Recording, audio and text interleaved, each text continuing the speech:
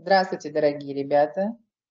Приветствую вас! Я Мурсаканова Гульзат Сулайманкуловна. У нас сегодня с вами урок чтения.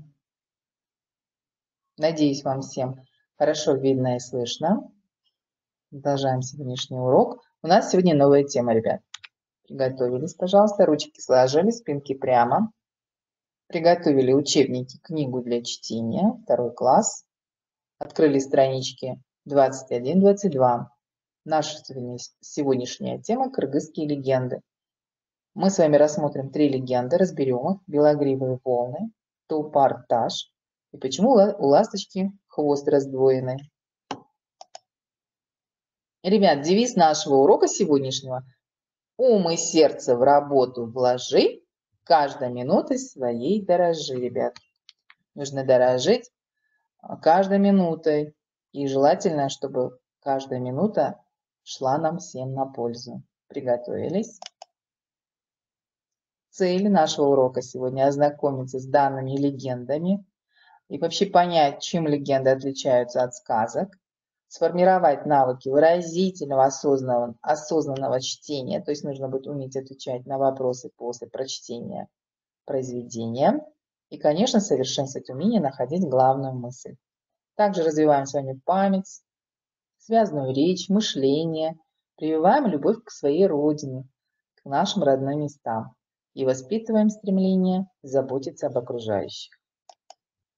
Ребят, домашнее задание оговорим сразу. Учебник, книга для чтения, страницы 21-22. Нужно будет выразительно прочитать и пересказать кыргызские легенды. Ну и, конечно, сочините, пожалуйста, можно устно свою легенду на любую тему и нарисовать к этой легенде рисунок. Я жду ваших домашних заданий. Не забываем, конечно, Я-класс. А теперь, внимание, смотрите, пожалуйста, на слайд и ответьте мне, какие виды сказок мы с вами уже знаем. Бытовые и сказки о животных. Чем отличаются бытовые сказки от сказок о животных? Бытовые – это какая-то ситуация, рассмотренная в сказке, да? И к чему она привела? И что этим хотел автор сказать, да? Или, допустим, если народная сказка, чему учит эта сказка? Какая главная мысль у этой сказки? А сказки о животных, конечно, это сказки, где животные разговаривают, ведут беседы и выполняют какие-то действия. На прошлом уроке мы с вами познакомились с новым видом сказок, с волшебными сказками. Волшебные сказки, где персонажи оживают, да? Допустим, печь, мы с вами изучили, то есть сказку «Гуси-лебеди», где оживала печь, разговаривала, угощала яблоня. Также речка тоже с героиней сказки тоже разговаривала и защищала ее от гусей. Сегодня у нас, ребят, кыргызские легенды. Смотрите, пожалуйста, на девочку доски, которая представляет кыргызские легенды. Мы с вами изучим белогривые волны, Тулпар-Таш и почему у ласточки хвост раздвоенный. Но чем же легенда отличается от сказок? Давайте разберем сначала. Мифы и легенды Кыргызстана. Это тоже устное народное творчество, которое уходит своими корнями в далекое прошлое.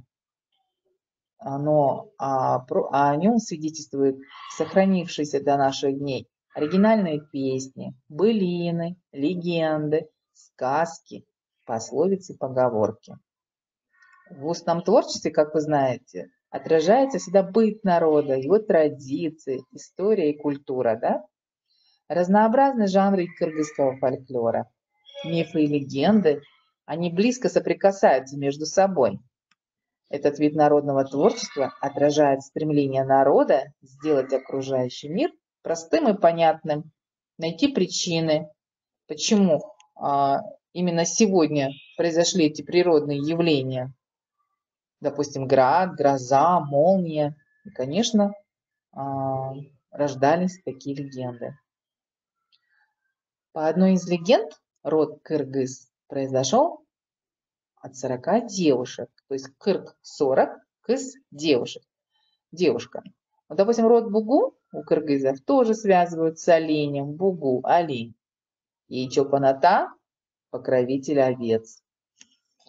Поэтому, ребята, каждая легенда имеет свою историю. Также главной частью устного народного творчества являются легенды, где в иносказательной форме, сказочной, волшебной форме воспроизводится и реальная жизнь, и мечты народа. Бытовые сказки повествуют о событиях повседневной жизни, как мы с вами уже знаем, где человек, благодаря своему уму и трудолюбию, выходит победителем из ситуации. Сказки про животных, как отражение сказочных представлений о жизни, ну, конечно, где животные наделяются силой или другими сверхъестественными качествами. У каждой страны и у каждого народа есть свои мифы и легенды. Кыргызская история имеет очень древние корни, поэтому многие события дошли до нас в виде мифов и легенд. Самое знаменитое произведение в кыргызском фольклоре – эпос «Манас». Мы будем его изучать в старших классах. Носит полулегендарный характер, потому что многие исторические события, описанные в этом эпосе, они на самом деле происходили, они были, но большая часть, конечно, это народная легенда, то есть приукрашенное, да, событие. В эпосе речь идет о богатыре Манасе, который объединил всех кыргызов, как вы сказали, и защищал свою родину. Эпос о Манасе является самым длинным эпосом в мире.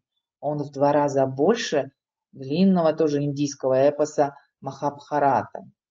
Ну, кроме эпоса о Манасе, конечно, у нас существует очень много мифов и легенд, даже вот описывающих какую-то конкретную местность или какой-то исторический памятник.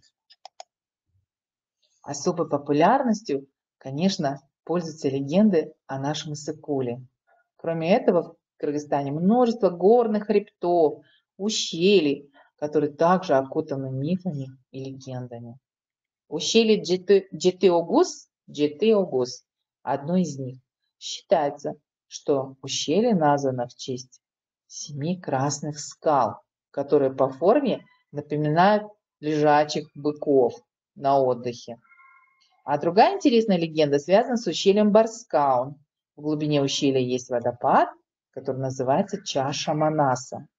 Народное предание гласит, что, находясь в ущелье, Манас зачерпнул воду из этого источника, и на этом месте оказалась впадина в виде чаши от его сильных могучих рук. Остался отпечаток, да?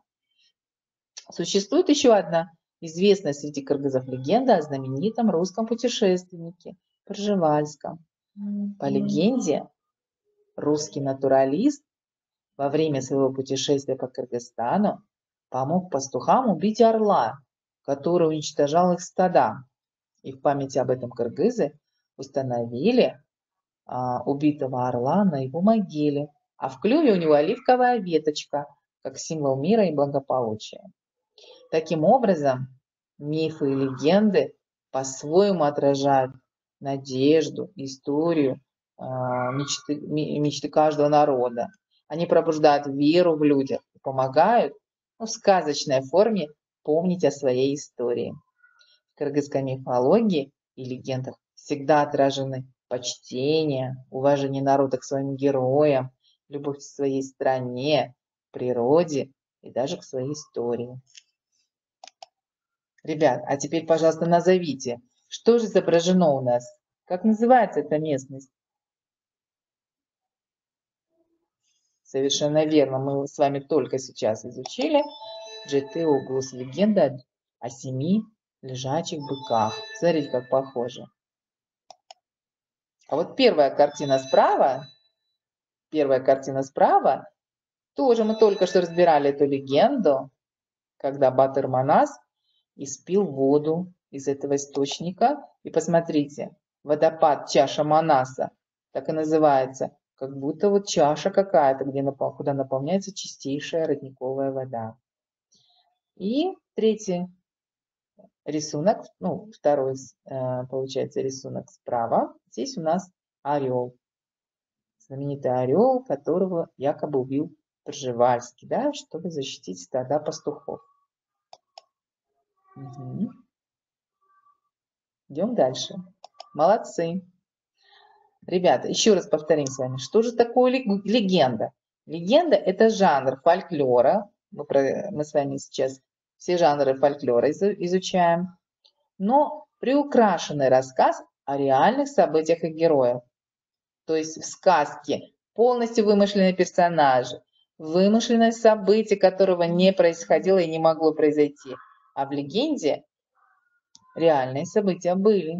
И были герои реальные, но приукрашенные. Мифы. Но это, конечно, не былицы. То есть этого не было. Это выдуманная история о богах и легендарных героях, которых, возможно, и не существовало. Полководец. Полководец – крупный военный деятель, военачальник, который остался в истории человечества. Джигит – отважный наездник, молодой парень. Смотрите, пожалуйста, какие джигиты у нас. Угу. А теперь физкульт-минутка для глаз. Наши глазки должны немного отдохнуть. Ребята, глазки видят все вокруг. Выполняем круг глазками. Круг. Обведу я ими круг. Глазками видеть все дано. Где окно, а где кино? Вправо, влево, пожалуйста, 5 раз. Вправо, влево, вправо, влево. Обведу я ими круг. Еще 2 раза обведем с вами круг глазками. Погляжу на мир вокруг. Похлопали. Поморгали, то есть глазками. Поморгали. Молодцы, отдохнули. Идем дальше. Ребят, ну а теперь мы остановились на наших произведениях. Открываем страничку 21. Находим белогривые волны. Кыргызская легенда. Находим пальчиками. Пальчиками указываем на строку. Можно взять карандаш. Приготовились. Повторяем за мной. Белогривые волны. Когда хан Искандер подошел к берегам Иссык-Куля, у него был резвый белогривый конь. Пустил полководец коня в воду. Поплыл конь и скрылся в волнах. С тех пор на заре некоторые видят, как белогривый конь выходит из воды, играет и резвится среди волн Иссык-Куля. Какая красивая легенда об Иссык-Куле. То есть это древнейшая легенда, когда люди не могли понять, почему такие волны, штормовое, шторм на озере, сильный дует ветер, и вот такие белые, белоснежные, высокие волны появляются на озере. С чего бы? И, конечно, они придумали такую легенду. Легенду о белом коне, потому что издалека быстрота волн, мощь этих волн, белый цвет, конечно, напоминает кого? Белогривого коня, да? Угу. Искандер, ребят, так называли на востоке греческого царя и полководца Александра Македонского. Александр Македонский известен у нас как Искандер. Угу. Очень красивая легенда, да, ребят? Тулпарташ, еще одна легенда. Смотрите, пожалуйста, на фотографию самого камня. Этот камень высотой более 8 метров. Это трехэтажный дом. Представляете, какой он огромный и высокий? Что же о нем говорится? Какая легенда? Почему он здесь появился? И для чего он нужен был людям? Этот большой камень находится на Джалю Бель-Карасу. Чтобы враг внезапно не подошел к Аилам, на этот камень поднимались джигиты верхом на конях и осматривали долину. Вот и остались на камне следы от конских копыт. Поэтому в народе стали называть этот камень Тулпар-Таш, что означает скакун камень. Тулпар-Таш. Ребят, видели ли вы еще большие камни в горах? Помните, я вам рассказывала по уроку родиноведения, что в Таласской области около озера Бешташ находится местность Бешташ. Так и называется сама местность Бешташ, благодаря тому, что там были найдены 5 камней по кругу. Как же они появились? Почему они там находятся? И народ придумал легенду, что это разбойники, которые бесчинствовали в той местности, обижали народ, и вот их превратили в камней. Наказали их так. Бешташ. Очень красивая местность. Помните, озеро и рядом такая долинка небольшая, и на ней камни стоят. Непонятно, чьими руками сотворенные. Поэтому, ребят, всегда нужно знать, откуда пошло название твоего города, села, улиц, на которой ты живешь. Горы, которые видишь. Почему такое название? Пожалуйста, всегда спрашивайте, узнавайте. Будьте любопытными, потому что там таится какая-то интересная история. Почему у ласточки хвост раздвоенный, ребят? Как вы думаете? Это тоже кыргызская легенда. Очень древняя легенда. Давайте же разберем. Однажды змея подкралась к ласточке, чтобы проглотить ее. Схватила змея ласточку за хвост, но та спорхнула и улетела. Остались в зубах у змеи лишь перья от птичьего хвоста. С тех пор у ласточки хвост раздвоенный, и вьет она гнезда возле людей. Ребят, как вы думаете, почему ласточка начала вить гнезда возле людей? Ведь раньше-то она, оказывается, на деревьях обитала.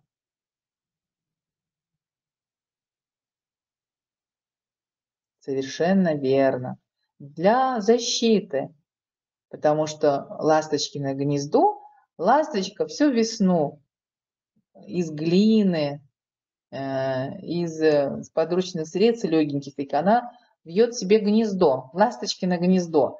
Пожалуйста, когда вы приедете в Аил, кому-нибудь из родственников, дедушкам и бабушкам, попросите, пусть они покажут вам ласточкино гнездо.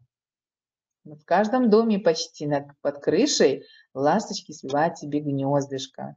И всю весну они чирикают, летают, радуются жизни, поют песни солнцу, выводят себе птенцов в этом гнездышке. Оно очень интересная форма, это гнездо. Оно узкогорлое, с узеньким горлом, чтобы, наверное, никто, кроме нее, не мог туда попасть для защиты. Очень интересные гнезда. И кыргызы никогда не ломают гнезда птиц. У них есть поверье, даже если оно будет мешать, они его никогда не трогают. И испокон веков, несколько лет, десятки лет эти гнезда сохраняются. Даже если оно старое, никто туда не прилетает, не заселяется, это гнездо стараются не трогать. Оно находится на своем месте, всегда ждет какую-либо ласточку, которая ее освоит. Сочините, пожалуйста, ребят, свой рассказ, сочините свою легенду и объясните. Объясните, почему так произошло. Ну, допустим, почему собаки и кошки все время ссорятся и бегают друг за другом, никак не могут помириться. А почему зайцы живут не в норах? Они стараются прятаться за кустиками. Хотя они очень трусливые, могли бы рыть себе норку и прятаться в ней. Нет, они прячутся под кустиками. Наверное, чтобы быстрее можно было убежать. Запишите свои легенды, нарисуйте к ним картинки и, пожалуйста, отправьте ко мне в виде ответ. Я буду очень ждать вашей работы. Мне очень интересно посмотреть, как же вы сочиняете свои легенды. Ребят, продолжите фразу. Продолжите фразу. Что сегодня я узнал? Сегодня я узнал, что такое легенды и чем они отличаются от мифов и от сказок. Хотя они все являются жанрами фольклора, да? Устного фольклора. Было ли вам интересно? А также я понял, что каждая местность имеет свою легенду. Каждая гора у нас в Кыргызстане даже имеет свою легенду, да, ребят? Я почувствовал. Что вы могли, ребят, почувствовать? Я почувствовал гордость за свою страну, за ее историю, за ее природу. Я попробую придумать свою историю, свою легенду, допустим, о нашем доме, о нашей природе, о животном каком-либо. Молодцы. Меня удивило. Что же вас удивило, ребят? Проговорите эту фразу. Меня удивило. И мне захотелось. Что бы вам захотелось после нашего урока? Я надеюсь, вы ответили на все вопросы. Мы с вами молодцы. Я благодарю вас за урок. Мы сегодня с вами все успели. Жду ваши домашние задания. Я очень рада, что вы работаете в Я-классе. Если что-то у кого-то в Я-классе не получается, пожалуйста, пишите. Программа новая. Может быть, что-то у кого-то не получается. Пишите мне, пожалуйста, в личку. А я вижу в Я-классе, кто работает, кто отвечает, кто выполняет все проверочные работы. Пожалуйста, сегодня прочитайте кыргызские легенды. Сочините мне свою личную легенду. Нарисуйте к нему, как это называется, иллюстрацию мы с вами проходим. Иллюстрацию свою приготовьте и отправляйте мне на почту. Мы с вами молодцы. Молодцы, ребят. Угу. Будут вопросы, конечно, пишите. Хорошо? Так как сегодняшняя тема у нас была кыргызские легенды и сказки, да? Так. Белогривые волны. Ребят, а как вы думаете, тулпарташ, почему означает скакун камень? Скакун камень. Тулпар это скакун. Угу. А таш это камень. Дословный перевод, совершенно верно. Дословный перевод. Угу. Так. Ребят, еще раз повторите дома, пожалуйста, жанры устного фольклора, устного народного творчества. Мы с вами начинали прибаутки, поговорки, приговорки, заклички, да? Ребусы даже с вами прошли, загадки. Потом это были коротенькие жанры. Потом мы с вами перешли к более крупным жанрам. Это сказки. А вот сегодня легенды и мифы. Так что, ребят, вы уже очень много жанров знаете. Вы должны их различать. Потому что я буду спрашивать, чем же они отличаются друг от друга? Чем отличается прибаутка от потешек? Чем отличаются загадки от ребусов? Будут такие вопросы, ребят. Чем отличается сказка от легенды? И мифы от сказки чем отличаются? Ребят, и какая главная мысль какого-либо произведения? Не завтра, на следующем уроке у нас будет уже обобщающий урок, и мы будем закрывать с вами эту тему «Устное народное творчество», где, конечно, нет авторов этих произведений, народ сам придумал эти произведения, сам сохранил, озвучил, и мы с вами должны тоже сохранить это достояние и передавать, изучить, узнать, хорошо различать и передавать нашим будущему поколению. Да, ребят? Это наша задача с вами. Завтра будет, в четверг у нас получается, да, 24 сентября у нас будет обобщающий урок. Пожалуйста, подготовьтесь.